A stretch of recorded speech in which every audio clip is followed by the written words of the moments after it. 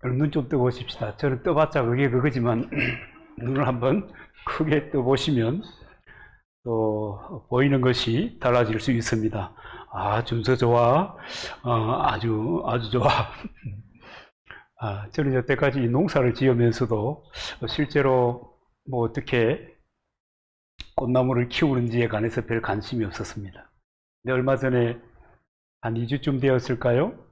그 침례교회 그 목사님 한 분을 만났는데 그분이 그 시골에 개척을 하면서 꽃을 가꾸었습니다. 한 9년 이렇게 꽃을 가꾸었는데 그 꽃 정원이 얼마나 아름다운지 내가 그 사람 때문에 야, 꽃에 대해서 관심을 가져야 되겠다. 그리고 꽃에 관심을 가지니까 뭐 삽목이니 또 접목이니 뭐 하는 그런 특별한 용어들이 있더라고요. 비로소 관심을 갖게 되었습니다. 거기에 이제 슬슬 눈을 뜨기를 시작했습니다. 근데요, 그렇게 눈 뜨고 나니까 얼마나 그 세계가 또 아름다운지.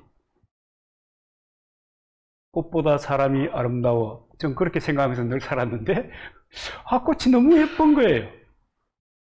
그래가지고, 이제 가드닝이라고 하는 그 잡지를, 그 이제 제가 저 인터넷에 좀 서툴거든요. 효진이 이제 좀 사서 보내라 그래가지고. 그걸 또 보니까, 와, 웬 정원이, 그렇게 아름다운 정원이 너무 많아요. 저는 요즘 새로운 눈을 뜨고, 또 새로운 그 정원이라고 하는 새로운 것에 관심을 가지는 것을 또 하나의 어떤 취미 이쯤으로 또 앞으로 그것을 통해서 어떤 일이 또 만들어질 수 있을까에 대한 관심을 가지고 있습니다. 여러분, 이 눈을 뜬다는 것이 굉장히 중요합니다. 우리의 여러 직업군이 있잖아요. 내가 무엇을 하든지 거기에 관해서 눈을 뜨면 정통해질 수 있습니다. 전문적인 지식을 갖지 않으면 요즘에는 별로 이렇게 쓰일 수가 없어요. 고도의 전문적인 그런 안목, 또 그런 데에서 눈을 뜨는 것은 우리의 삶의 또 한 면을 확장해가는, 그래서 삶의 지경이 점점 넓어지는 것을 경험할 수가 있게 되는 것입니다. 오늘 우리들은 예배하기 위해서 교회에 모였습니다. 왜냐하면 우리는 그리스도인이기 때문입니다. 그리스도인은 아무리 그 하나님의 존재를 인정하지 않는, 이를테면 하나님이 내 삶에 역사하지 않는구나 이런 생각이 들어서 하나님이 없는 것처럼 생각하는 그런 시간이 있을 수 있습니다. 하나님이 안 계신다고 하는 것이 아니거든요. 그 있을 수 있는데 그럼에도 불구하고 하나님에 대한 경외심도 있고 또 하나님께서 우리를 통해서 이루어 놓으실 하나님의 나라의 꿈을 가지고 있습니다. 이를테면 우리 교회 슬로건이 뭐 있지만은 위대한 교회가 우리들의 공동체가 되었으면 좋겠다. 그런 마음들을 다 가지고 있습니다. 그렇기 때문에 우리는 사실은 우리의 삶과 또 우리의 생활에 복잡한 일들이 계속 이렇게 겹쳐서 일어나는 그런 복잡한 시대를 살아가기 때문에 그래서 그 하나님의 꿈이니 하나님의 비전이니 또 교회를 향하신 하나님의 그 엄청난 원대한 포부니 하는 것에 대해서 눈을 감고 살아가는 시간들이 사실 많습니다. 무엇을 선택해야 할 것인가에 대하여 우리는 너무 저자세라 그럴까요? 삶의 무게가 너무 크게 느껴지는 것이 사실입니다. 그럼에도 불구하고 여러분, 우리는 궁극적으로 그리스도인의 삶의 궁극적인 목표가 뭐냐면 하나님의 꿈을 공유하는 것입니다. 하나님의 비전을 공유해서 살아가는 것입니다. 우리가 무엇을 하는가? 그래서 그 하는 것을 통해서 무엇을 이루어갈 것인가? 내가 살아가는 삶의 영향력을 통해서 근본적으로 추구해야 될 그 목표가 뭐냐? 그럴 때 우리는 하나님의 꿈이 내 삶을 통해서 이루어지는 것입니다. 그런데 그 가운데 하나가 이 부흥이라고 하는 것입니다. 부흥. 얼마나 여러분 가슴 타는 이야기입니까? 이 부흥. 이 부흥도 사실은 생각해 보면 한 생명에 대한 관심을 가진 하나님의 꿈을 소유한 사람이 풀어가는 세상 이야기입니다. 그래서요, 한 사람이 이 하나님의 꿈을 어느 정도를 공유하고 또 이 하나님의 꿈에 대해서 어느 정도의 눈을 뜬 가슴을 가졌는가라고 하는 것이 이 부흥의 굉장히 중요한 시발점이 됩니다. 아메리카 신대륙에 그 1차 대각성 전도운동이 일어났을 때 중요한 역할을 한 사람이 조나단 에드워드거든요. 그런데 이 조나단 에드워드에게 그러니까 동기를 부여한 사람이 있어요. 그 사람이 데이비드 브레이든이라고 하는 사람인데, 이 사람이 1939년도에 예일 대학교에 입학하게 됩니다. 이 뜨거운 젊은 친구가 예일 대학에 입학했는데, 예일 대학은 이 영적인 항무지와 같은 무신론이 팽배한 그런 상황이었습니다. 그래서 이 데이비드 브레이든가 이 문제를 해결하기 위해서 기도하다가 40년 8월 달에 덜컥 병을 앓게 돼요. 그래서 이제 공부를 계속하지 못하고 기도를 또 학원 복음화에 대한 기도를 접고 이제 고향으로 내려와서 얼마간 지나는 동안에 건강도 회복되고 영적인 영향력도 다시 회복되어 가지고 이제 학교로 다시 돌아오게 되는데, 그때 여러분 이 사람의 마음속에는 정말로 대학에 돌아가는 것이 굉장히 스트레스였다고 합니다. 왜냐하면 너무 영적으로 침체되어 있고 억압되어 있는 그런 상황이라고 감지되었기 때문에 마치 대학으로 돌아가는 것이 큰 이 벽 앞에 자기를 세워놓는 듯한 그런 이 절망감이 있었다는 거예요.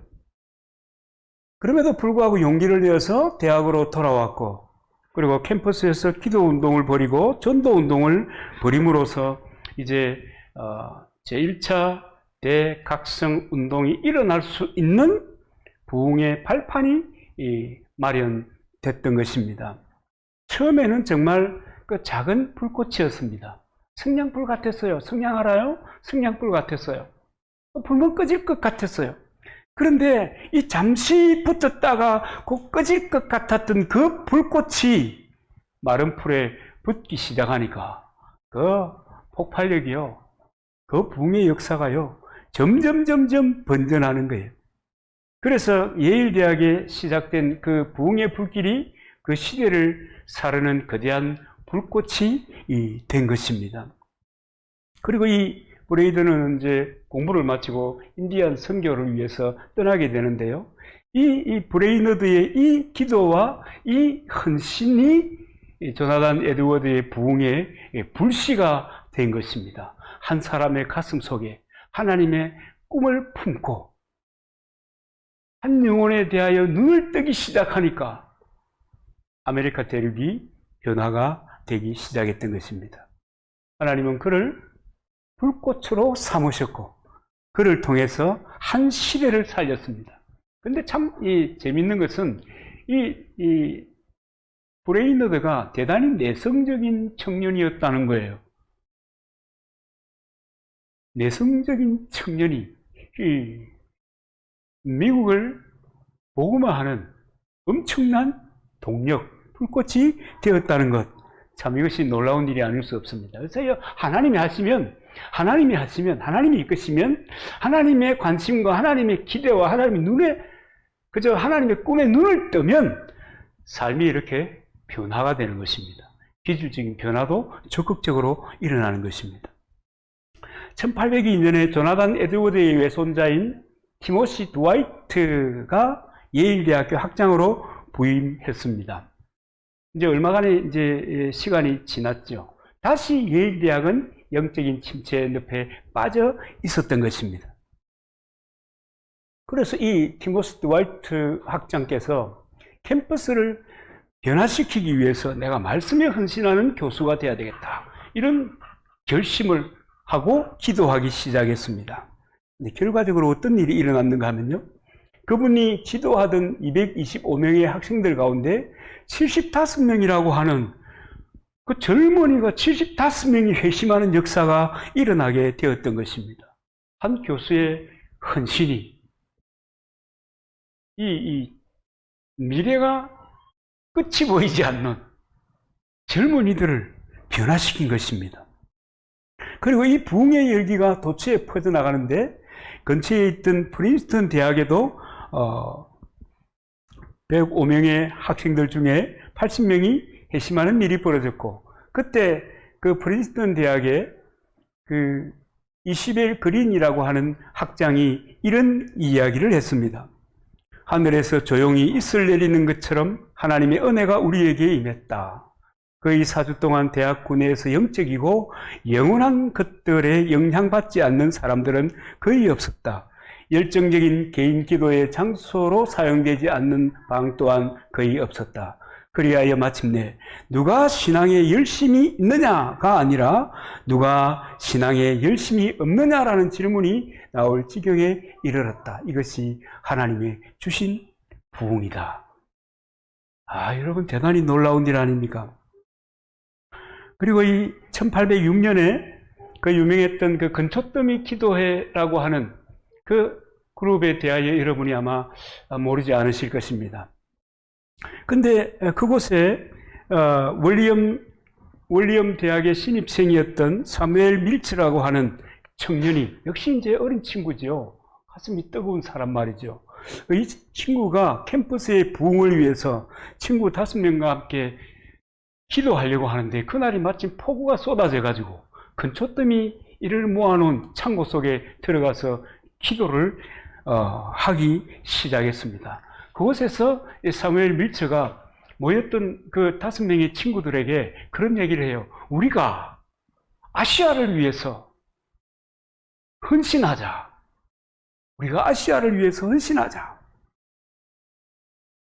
우리가 원한다면 할 수 있다. 라고 하는 말을 하면서 그 5명과 함께 근초더미 창고에서 열심히 기도했습니다. 그런데 우리가 하면 할 수 있다. 라고 하는 그 말은요, 미국의 이 신앙의 고립주의를 깨트리는 놀라운 역사를 만들어냈고요. 우리나라에도 선교사님들이 언더우드나 아펜젤러나 하는 이런 선교사님들이 오게 했고, 그리고 그 근초더미 기도회 자리에 미국 해외 선교의 탄생지라는 기념비를 세워 놓았다고 합니다. 이 한 사람의 가슴에 심은 그 하나님의 꿈, 그것에 대한 폭발력인 것입니다. 그런데 사실은 우리 모든 그리스도인이 예수 그리스도를 믿고 예수 그리스도를 영접한 거듭난 모든 그리스도인들의 가슴에는 하나님의 꿈이, 하나님의 비전이 담겨져 있습니다. 사실은 여러분, 이런 이야기를 우리가 책에서 읽을 때나 또 오늘 제가 소개할 때도 여러분 가슴이 뜨겁지 않습니까? 가슴이 뜨거워지거든요. 왜냐하면 우리에게도 이런 꿈이, 하나님의 꿈이 우리에게도 있기 때문입니다. 그래서 우리가, 여러분, 정말 우리의 가슴에 믿음을 가지고 부흥을 위해서, 한 생명을 위해서 기도하는 것이 이 땅에 예수의 생명을 심고 하나님의 호흡을 심는 소중한 선택이 되는 것입니다. 여러분, 그냥 살다 가면 그냥 살다 가는 거예요. 아무 의미가 없다 할 수 없겠죠. 여러분, 한 사람의 일생이 어떻게 의미가 없다고 단정할 수 있겠습니까? 그 사람이 어떤 삶을 살든지 간에. 그러나 그리스도인으로서 하나님의 꿈을 가지고 정말 그 하나님의 생명과 하나님의 호흡을 이 땅에 심는, 사람들에게 심어가는 그런 작업이야말로 우리가 관심을 가져야 될, 우리가 눈을 떠야 할 그런 분야인 것입니다. 그래서 존경하는 여러분, 우리는요, 새 생명을 우리가 잉태해야 돼요. 방황하는 사람들의 그 영혼을 품어야 돼요. 아니, 저 사람이 그리스도를 알지 못하는구나. 아니, 이렇게 살든 저렇게 살든 그렇게 살다 가는 거지 그럴 수 있어요. 방황하는구나. 저 사람은 가나안이구나. 가나안 신자구나. 아휴, 얼마나 상처가 많았을까.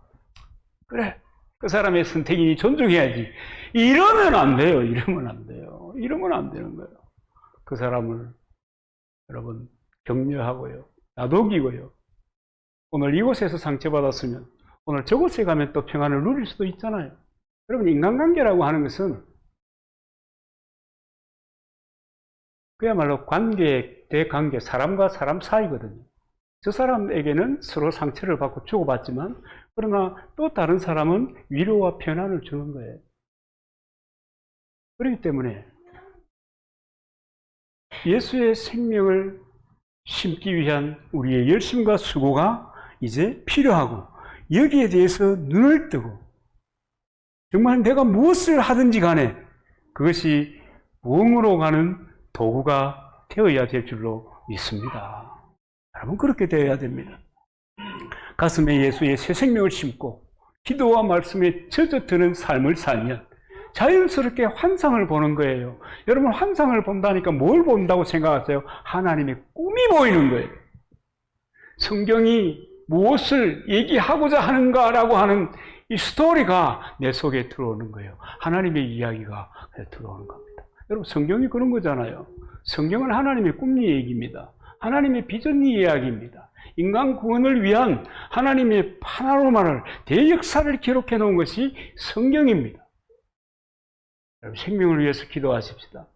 새 생명을 위해서 기도해야 돼요. 상처받은 사람들을 위하여 손을 내밀어야 돼요. 그리고 회복시켜 놓아야 돼요. 무엇을 위해서요? 영광스러운 하나님의 꿈을 위해서요. 여러분, 기도해야 됩니다. 그리고 반드시 기억해야 되는 것은, 저는 오랫동안 그런 회의가 있었어요. 내가 하나님의 일을 하면 하나님은 내 일 하실까? 왜 우리 그런 거 많이 들었잖아요. 내가 하나님의 일을 하면, 내가 전심으로 하나님의 일을 하면 하나님은 전심으로 나의 일을 하신다. 많이 들어봤죠. 근데 정말 하나님은 내 일을 하실까? 그러면서 보냈던 시간이 저도 굉장히 많아요, 사실은. 근데 이제 돌아보는 것은 별로 좋은 습관은 아니에요. 그러나 역사를 통해서 오늘의 내를 발견하고 이제 내일을 어떻게 살까라고 하는 것을 궁리하는 것은 대단히 중요한 것입니다. 그래서 과거를 돌아보고 지금을 보니까 하나님이 인도하셨구나. 그렇구나. 내가 이 꿀짝에 와서 살아도 하나님께서 인도해 가시는구나. 내 삶, 내 주변의 삶의 이 모든 것들을 하나님이 인도해 가시는구나 라고 하는 것을 확인하면서 비로소 내가 진심으로 주의 일에 헌신할 때 주께서는 나의 일을 위하여 헌신하신다 라고 하는 말을 지금 여러분들에게 다시 얘기할 수 있게 된 것입니다. 그래서 여러분, 우리가요, 영적인 매너리즘에 빠지니까 그냥 주일 되면 교회 간다? 그럼 교회 간다. 그럼 교회 마치면 집에 온다. 요즘 같은 코로나 시대에는 누구에게 다른 무엇을 권하기도 어려운 상황이잖아요. 그저 주일 예배 드리고, 그 다음에 참 아쉽지만은 또 헤어지고 하는 거예요. 또 어떻게 보면, 크리스찬 펠로우십을, 교제를 어떻게 하는가에 대해서 잘 모르는 우리들에게 좀 편한 면이 있어요. 교제, 그리스도인의 교제, 하나님의 은혜 받은 것을 서로 나누고, 하나님께서 내게 주신 말씀 속에서 드러난 하나님의 꿈, 내게 주신 그 꿈에 대해서 서로 이야기를 공유하면서, 오늘 또 하나님은 내게 이렇게 말씀하셨다 라고 하는 것을 서로 얘기하고 그것을 즐기는 데는 별로 안 익숙하잖아요. 그러니까 예배 마치고 집에 가는 것이 어떻게 좀 도움이 되는가는 모르겠지만, 그럼에도 불구하고 여러분, 우리가 영적으로 너무 형식주의에 빠지면 누가 좋아해요? 마귀가 좋아하죠. 나는 예배를 엔조이 하겠습니다. 좋죠. 그러나 예배만 엔조이를 한다고 하면 이것은 마귀가 박수치는 거죠. 그래, 잘하고 있어. 열심히 해봐. 너의 만족이 나의 만족이야. 그러면서 마귀가 그 수와인 작것들과 함께 축제를 벌이는 일이 날마다 일어나는 것입니다. 그렇기 때문에 내 안목을 여러분 새롭게 하여야 합니다. 영적인 이 하나님의 꿈에 대한 눈을 떠야 되는 것입니다.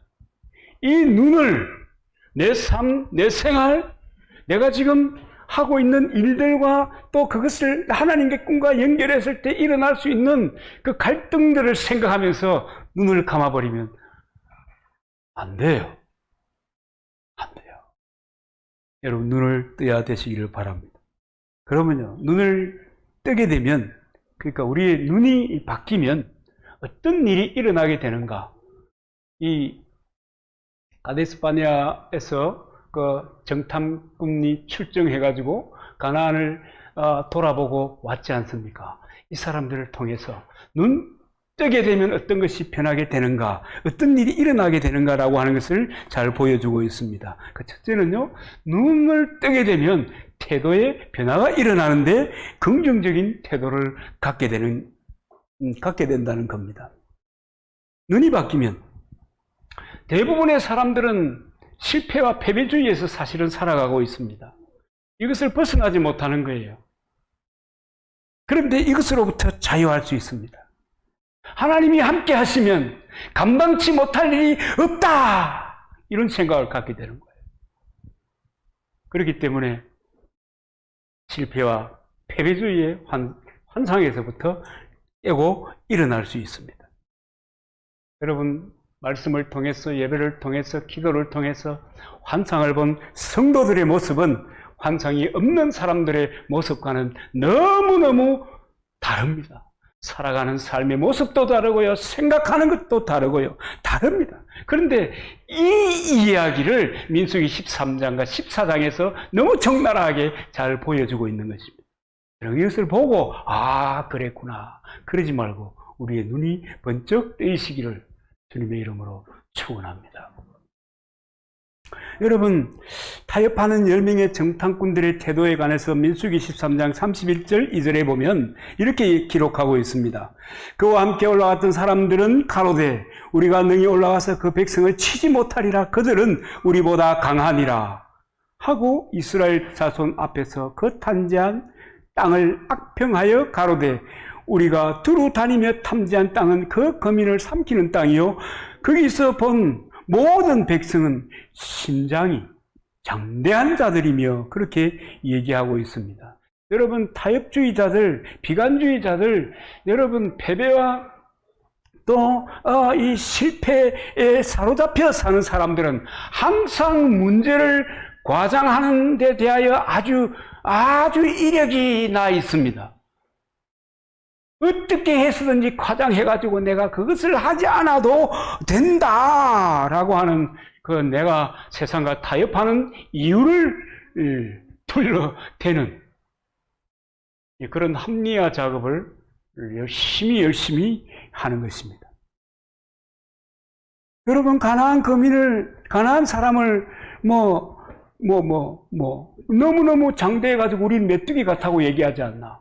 그 하나님께서 젖과 꿀이 흐르는 땅이다. 실제로 젖과 꿀이 흐르는 땅임을 보았습니다. 그럼에도 불구하고 거민을 삼키는 땅이라고 가대 포장을 해서 그 모인 모든 이스라엘 백성들을 간담이 녹아내리게 만드는 것입니다. 자꾸 문제와 시험을 가장하는 것.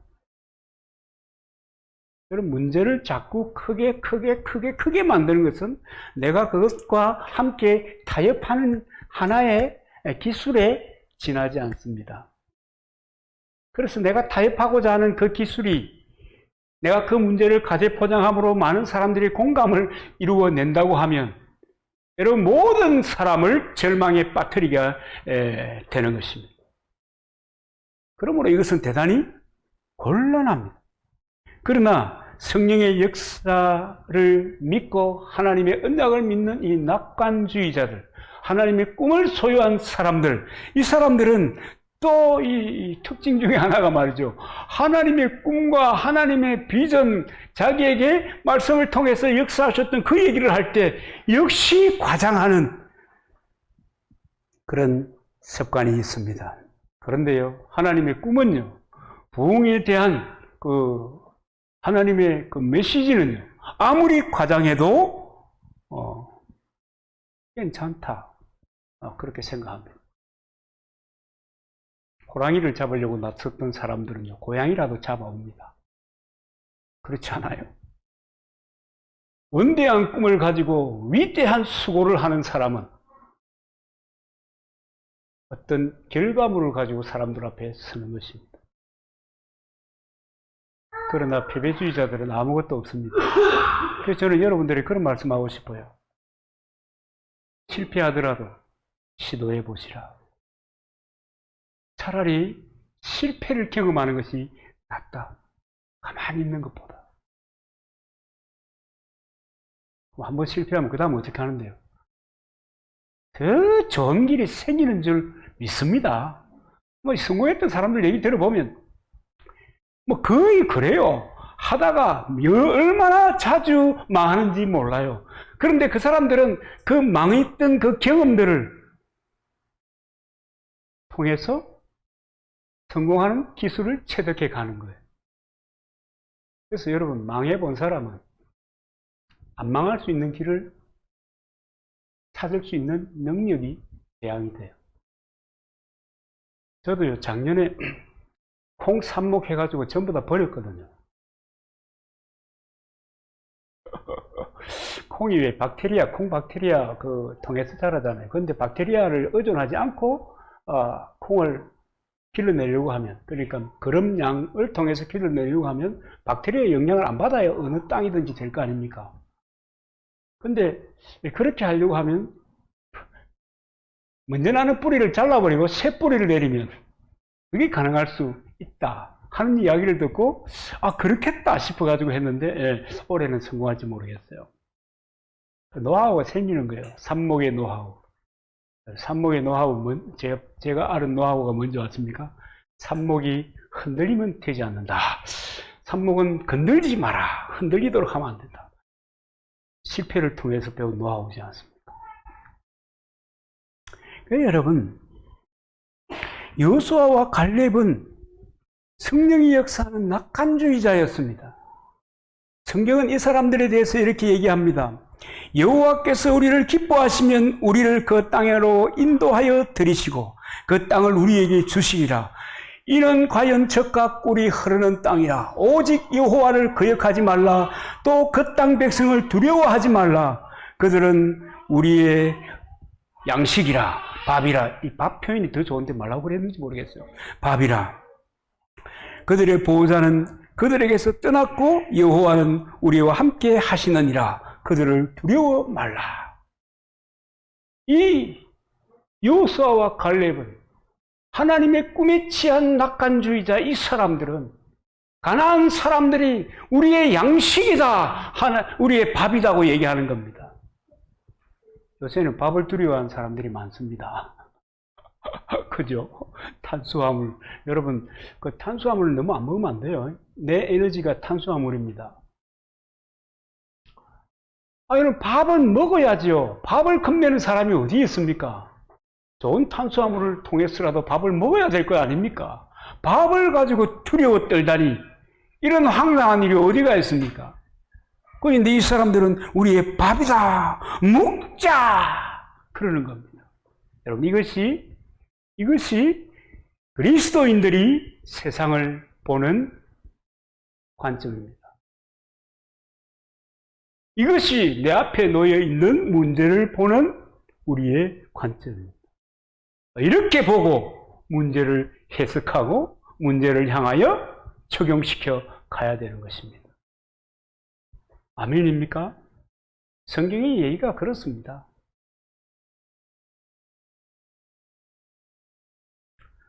그렇기 때문에 여러분, 실패를 두려워하지 않았으면 좋겠습니다. 우리 교회 슬로건이 여러분, 시골의 작은 교회에 가당키나 합니까? 위대한 계명, 그리고 위대한 헌신, 위대한 교회, 시골 교회 가당키나 합니까? 그러나 이런 슬로건이 내 가슴 속에 와닿게 될 때 놀라운 일이 생기는 것입니다. 언제까지 여러분, 물이 반컵이나 있는 컵을 보고 물이 반밖에 없네, 그러면서 패배주의적인 생각을 가지고 세상을 살아갈 것입니까? 누가 좋아한다고요? 그렇게 살면 마귀가 좋아하죠. 그리스도인들이 한 사람이라도 길을 못 펴고 살면 박수 치는 것은 마귀예요. 박수 치는 것은.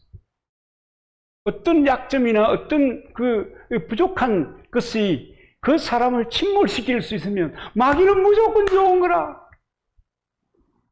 하나님을 기쁘시게 하랴, 마귀를 기쁘시게 하랴. 여러분 무엇을 기쁘시게 하겠습니까? 둘째로 여러분 눈이 바뀌면요 신앙적인 사고를 합니다. 신앙적인 사고를 해요. 신앙인이 마땅히 신앙적인 태도를 가져야 됩니다. 그런데 10명의 정탐꾼들은 신앙적인 사고를 하는 것이 아니라 아주 객관적이고 아주 합리적이고 아주 비평을 잘한 이성적인 판단을 했습니다. 그럴 수도 있죠. 이스라엘의 사람들을 통해서는 가나안의 병력과 비교할 수 없습니다. 이기지 못할 수도 있습니다.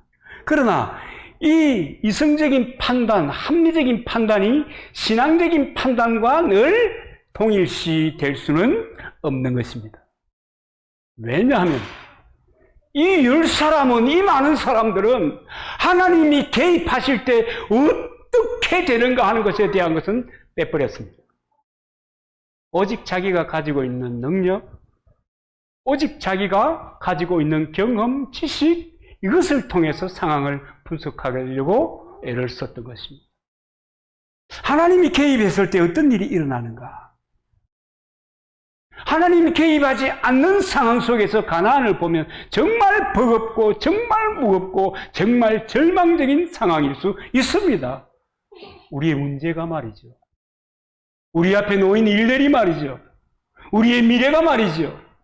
그러나 하나님이 개입하시면 전혀 상황은 달라집니다. 별것 아닌 것이 됩니다. 그런데 이 열정탐구는 하나님이 개입하신다는 것을 계산에 넣지 못한 것입니다. 이것이 그 사람들의 패착입니다. 오늘 무기력하게 살아가는 모든 그리스도인들의 패착, 그저 그렇게 인생을 살다가 그렇게 걸어가는 모든 사람들의 패착은 하나님이 내 인생에 개입했을 때 어떤 일이 일어날 것인가에 대한 그런 생각, 그런 믿음, 그런 계산, 그것을 빼버렸기 때문에. 여러분, 만 곱하기 0, 만 곱하기 1 이야기를 여러분 혹시 아시죠? 너무 유명하니까. 만에 곱하기 1을 하면 만이에요. 가득해요. 만에 곱하기 0을 하면 아무것도 없어요. 예수 그리스도가 내 인생의 플러스 1이 되면 내 인생은 놀라운 일이 생기는 것입니다. 그러나 내가 아무리 잘 준비되고 아무리 잘 조련되고 훈련되고 아무리 많은 것으로 예비되어 살아간다 하더라도 그리스도가 내 인생에 없으면 아무것도 아닙니다. 아무것도 아니에요. 정말 아무것도 아니에요. 보일 듯이 보이지 않는 것이 아니라 될 듯이 마침내 후회와 절망의 시간이 자기에게 다가오게 되는 것입니다. 예수 그리스도가 없는 인생. 민수기 14장 8절에 보면 이런 얘기를 합니다. 여호와께서 우리를 기뻐하시면 우리를 그 땅으로 인도하여 들이시고 그 땅을 우리에게 주시리라. 이는 과연 젖과 꿀이 흐르는 땅이니라. 여호와께서 함께 하시면 능치 못할 일이 없다. 그렇기 때문에 예수 믿는 사람이라면, 신앙인이라면, 거듭난 사람이라면 하나님의 개입을 반드시 생각하고 반드시 계산하고 해석하고 적용해야 되는 것입니다. 빨리 아멘 하소. 빨리 아멘 해야 돼요. 뭐 내 꼴만 보고 있으면 뭐 해요. 오늘 아침에도 제가 이제 세수하고 머리를 또 이렇게 예쁘게 또 이렇게 우리 성훈이 이누님께서 따듬어 줘가지고 이 거울 앞에 이렇게 서갖고 보고 웃어보니까 아니 윗니도 빠지고 안니도 빠지고 이제 물론 다음 주 되면 이제 교체가 됩니다. 우리 옛날 노래 그런 거 있잖아. 윗잎 빠진 칼가지야, 우물가에 가지 마라, 붕어 새끼 놀랜다, 뭐 그런 얘기. 그런 내가 보이잖아요. 약점투성이인 내가. 그런데 하나님이 내 인생에 개입하시면 여러분 상황이 전혀 달라지는 것입니다. 다윗에게 하나님이 개입하시니까 골리앗에게 돌멩이 들고 개 잡듯이 나가는 거예요. 걔도 그래가 잡힐란가 몰라. 하나님이 개입하시면 여러분 달라지는 것입니다. 물고기 2마리와 보리떡 5개와 그리고 굶주린 많은 군중들을 앞에 놓고 빌립이 계산했습니다. 이 머리 좋은 친구가 합리적으로 계산해 보았단 말이에요. 200데나리온으로도 부족한데, 그런데 이 빌립이 계산해서 빠뜨린 것이 있어요. 예수님이 개입하시면 어떻게 될 것인가 하는 것을 빌립은 생각하지 못했던 것입니다. 하나님 내 인생에 개입하시면 놀라운 일이 생깁니다. 아멘이죠? 네, 놀라운 일이 생깁니다. 적어도 예수 믿는 사람은 이런 의식을 가져야 합니다. 하나님이 우리 가정에 개입하면, 하나님이 내 문제에 개입하면, 하나님이 우리 나라와 우리 사회 공동체에 개입하면 달라진다. 변한다.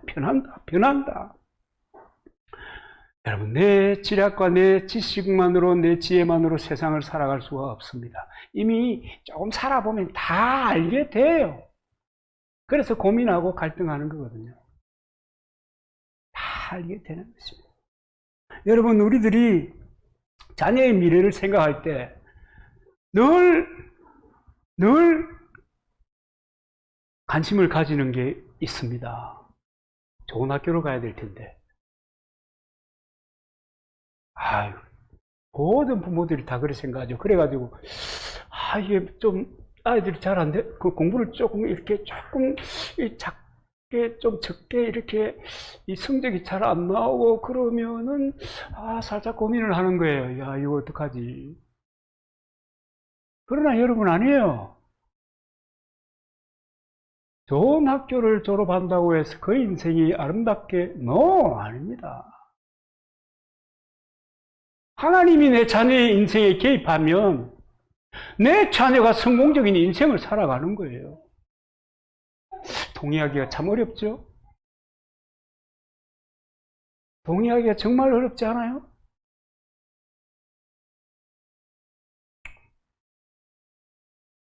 하나님을 개입시키시기 바랍니다. 내 자녀의 인생에 하나님을 개입시키시기 바랍니다.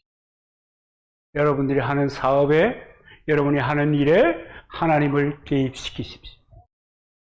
하나님을 개입시켜라. 왜냐하면 할 수 있는 게 너무 뻔하거든. 여러분, 다른 사람은 다 몰라도 나는 나를 안다. 그죠? 나는 나를 안다. 하나님만큼은 모르지만 그래도 나는 나를 안다. 아무 생각 없이 사는 사람들은 뭐 어떨는지 모르겠지만 자신을 돌아보고 사는 사람은 자신을 너무 잘 압니다. 자신에게 맡기지 마시기 바랍니다. 하나님을 개입시키시기를 바랍니다. 하나님을 계산에 넣고 생각하는 이것이 여러분 복입니다. 이것이 축복이에요. 하나님 내 인생에 개입하신다라고 하는 생각을 하면서부터 하나님이 나에게 개입하시니 내 인생은 이렇게 변할 것이라는 꿈이 생기고요. 자신감이 생기고요. 또 넘어지면요. 노하우가 또 하나 생겼구만. 그러고 일어날 수 있는 거예요. 그리고 눈이 바뀌면요. 사람이 미래지향적인 태도를 갖게 됩니다. 이게 얼마나 중요한지 몰라요.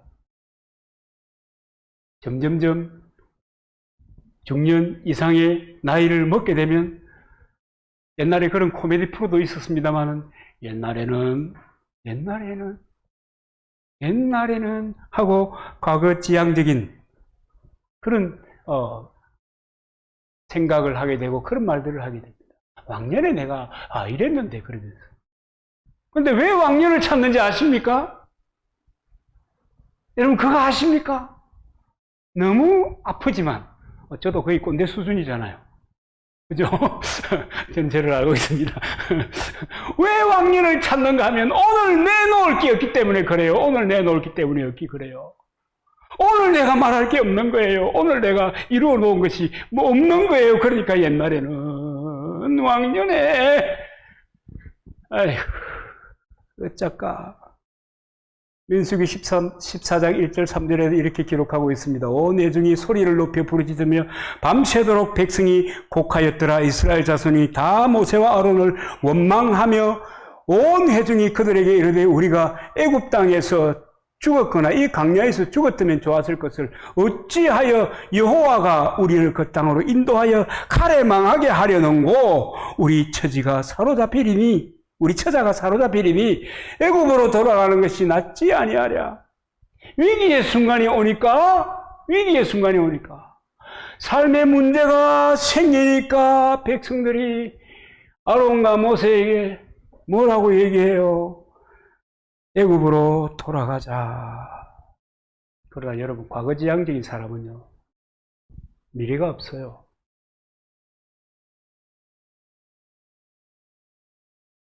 백세 시대를 살고 있어요. 과거는 오늘의 나를 점검하는 그런 자료로 쓰면 돼요. 그까지만 딱 쓰는 거예요. 그까지만 써야 돼요. 그래야 정말 이 백세 시대를 우리가 살아갈 수 있어요. 안 그러면 왕년에 그러면서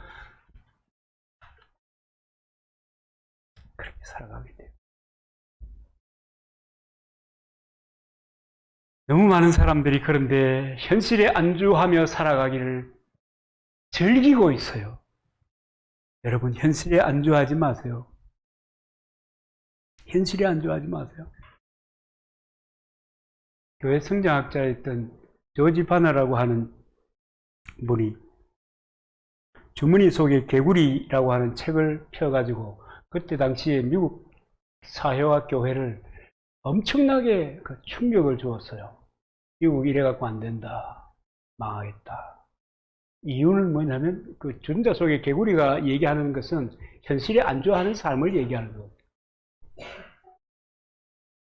우리 한국교회, 한국 사회도 마찬가지입니다. 특별히 농어촌 교회들도요. 이 농어촌 교회는 바람 앞에 등불이요. 어제 여러분 여권 대선 주자들이 그 토론하는 거 중에 10년 내에 수많은 도시가 그러니까 군이나 도시나 뭐 면이나 사라질 것이다. 뭐 그런 얘기를 하대요. 그럼 어제 오늘 해온 얘기가 아닙니다. 그런데 오늘에 안주하고 살아가는 거예요. 답답하지만 어떡하겠어요? 그 목사님이 그렇게 생각하고 사는데, 그 장로님이 그렇게 생각하고 사는데, 그 권사님, 집사님들이 그렇게 생각하고 사는데 그걸 어떡하겠어요?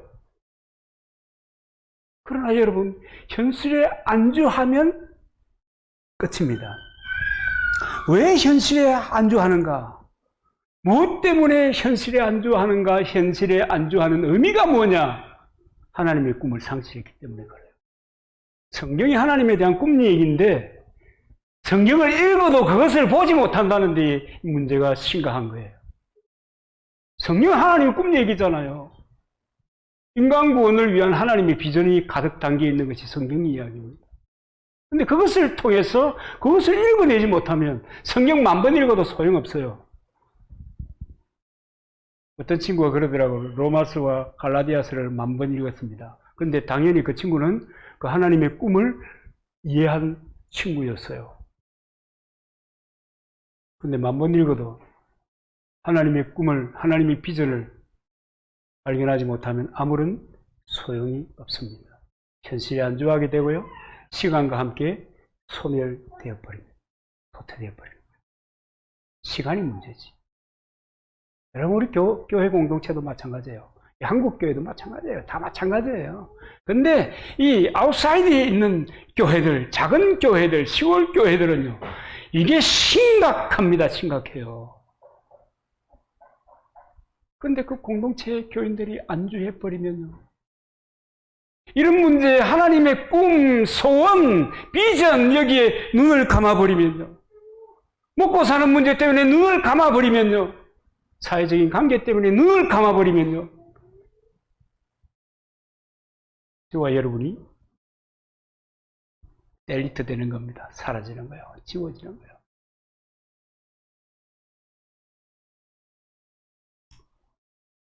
근데 요새 자꾸만 사람들이 교회는 욕심을 버려야 된다. 그런 얘기만 하고 있어요. 여러분, 교회는 성장해야 되고요.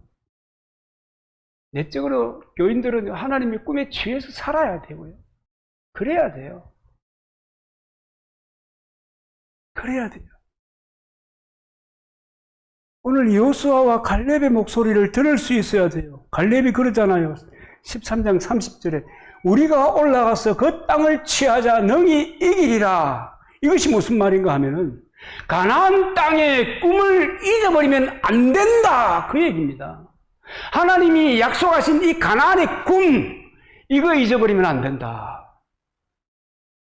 하나님께서 언약하신 그 하나님의 꿈,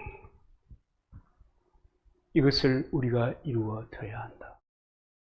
밀려고 말하는 것처럼 우리가 결심하면 할 수 있다.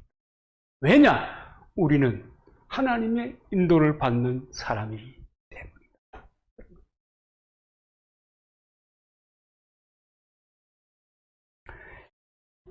만화영화 제작자인 웰트 디즈니가 로스앤젤레스의 디즈니랜드를 만들고 욕심을 내었습니다. 만족하지 않고 전 세계 어린이들에게 어떻게 하면 꿈을 줄 수 있을까라고 하는 꿈이 있었기 때문에 플로리다에도 이 디즈니랜드를 세웠대요.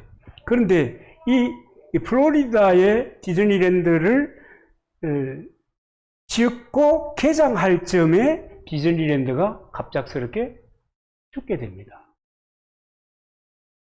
그래서 디즈니랜드가 없는 것이 이제 디즈니가 없는 디즈니 월드를 개장하던 날 축사를 맡은 한 사람이 이런 얘기를 했습니다. 디즈니가 오늘 우리와 함께하여 디즈니 월드를 개장하고 이 개장하는 모습을 지켜보았으면 얼마나 좋았을까요? 이제는 고인이 되어 우리와 함께하지 못하는 것이 아쉬울 따름입니다. 그랬어요.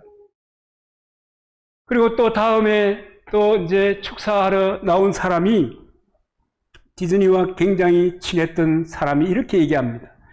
디즈니가 이것을 보았다면 얼마나 좋았을까라는 말은 틀린 말입니다. 월트 디즈니는 이미 오늘 이곳에 미리 보았기 때문에 우리가 여기 있을 수 있었던 것입니다. 미리 본 사람이 있기 때문에, 미리 그 꿈을 가지고 그 눈을 뜨고 그 일을 한 사람이 있었기 때문에 정말 너무 감동적인 거예요. 너무 감동되잖아요. 오늘 우리가 누리는 것이요, 다 누군가가 먼저 희생하고 대가를 지불했기 때문에 우리가 누리는 거예요. 이 스마트폰 마찬가지예요. 누군가가 물이 빠지도록 고생해갖고 연구했기 때문에 우리가 그 편리를 누리는 거예요. 여러분, 오늘 우리가 디즈니와 같은 그런 꿈, 그런 하나님의 꿈을 꾸고 살아간다면 우리의 다음 세대와 또 다른 사람들이 이 디즈니의 절친과 같은 이런 이야기를 할 수 있는 것입니다. 월트 디즈니는 이미 오늘의 이곳을 미리 보았기 때문에 우리가 여기에 있을 수 있었던 것입니다. 여러분, 말씀은요, 우리에게 어떤 누구도 상상할 수 없는 상상력을 갖게 합니다. 꿈을 꾸게 합니다. 그 누구도 하지 못한 일을 하게 만드는 놀라운 폭발력이 있는 것이 하나님의 말씀입니다. 이 하나님의 말씀, 이 하나님의 이야기, 하나님의 꿈, 비전, 일상의 삶 때문에 눈을 감지 마시기를 주님의 이름으로 부탁합니다. 그리고 해서 감았던 하나님의 꿈에 눈을 뜨고 오늘을 살아가는 저와 여러분 되기를 예수 그리스도의 이름으로 축복합니다.